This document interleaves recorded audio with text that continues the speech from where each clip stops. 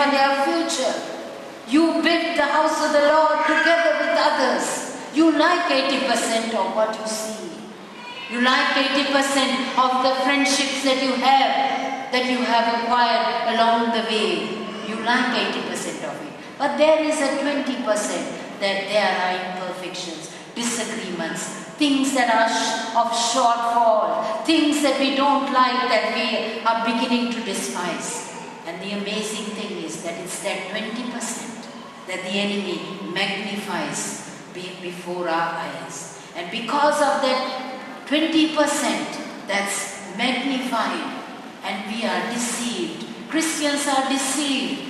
Precious relationships are broken. And because of that 20%, we have today so many dysfunctional homes and disrupted families. It's because of that 20%. I hope you are with me. And I want you to know this evening that God is 100% God. And He is a God of great restoration.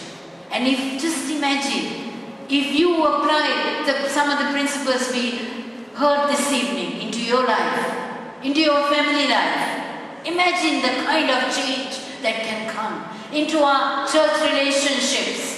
If you apply some of these, the fact that there's guidance, there's refreshing, there is protection in these covenantal relationships. If you apply some of these, can you imagine the kind of difference that will come?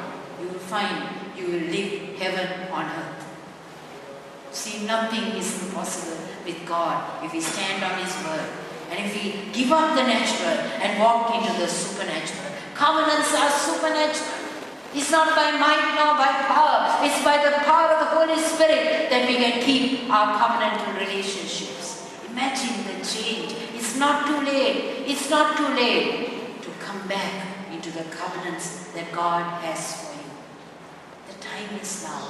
This is a moment of the Holy Spirit. You know, when I was thinking about it, I thought to myself, if Ruth lost the perspective, and if she saw the grain in the other fields, when she saw the grain, and if she took that cloth that was thrown around her, the shawl that she covered her head, if she took that into the next field, and if she started draining there, it would have been same grain. It would have fed her mother-in-law and herself, but she would have missed the moment of the Holy Spirit and missed a heavenly bridegroom, a bridegroom by the name of Boaz. She would have missed that opportunity to be in the lineage of Jesus Christ and have her name etched in the scriptures for all time.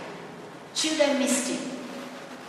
But because she stayed, she followed the guidance. She was determined to be faithful in the long haul. How are you, my brother, my sister? Is faithfulness over the long haul, faithfulness to your spouse, faithfulness in your precious relationships, faithfulness to God the Father Himself. Is that you? If not, we have good news that with God we can be restored.